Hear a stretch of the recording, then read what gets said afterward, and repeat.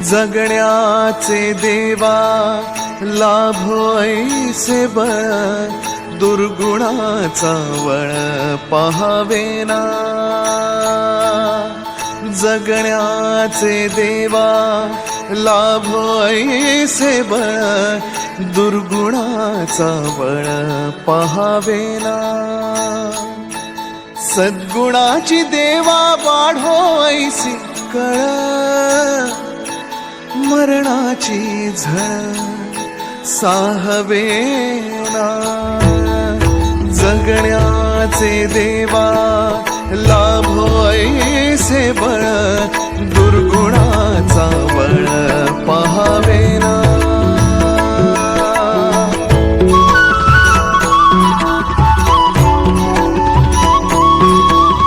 तुझ्या दारी दाबी पांडुरंगी तळ, उन्मादाचा मळ झाकवेना।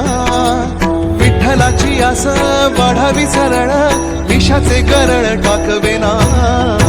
जगण्याचे देवा लाभो ऐसे बळ, दुर्गुणाचा वळ पहावेना। ऐसे लाभो भान देगा देवा दान, चरणात ध्यान लाभू देगा। अमृताची वेळ अमृताचा कुंभ, भक्तीचा मृदुंग वाजू देगा। विठू तुझ्या दारी भेटला श्रीरंग, मन झाले दंग माऊलीचे। घडो तुझी प्रीत वाढो तुझा संग, जीवनाचा रंग पाहू देगा।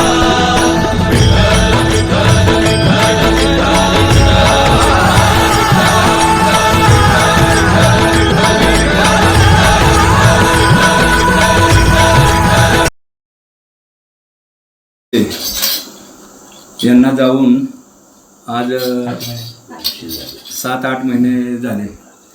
आज त्यांचं भरणी श्राद्ध आहे। त्यासाठी आपण इथं थोडंसं हरिनाम करण्याकरता त्यांच्या घरी आलेलो आहे।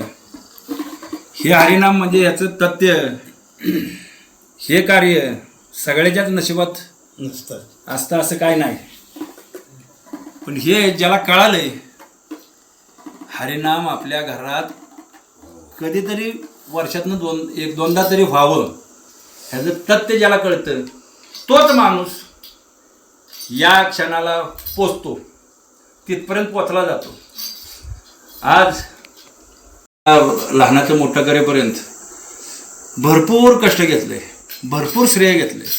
आज त्यांच्यामुळं आपण दुनिया बघतोय।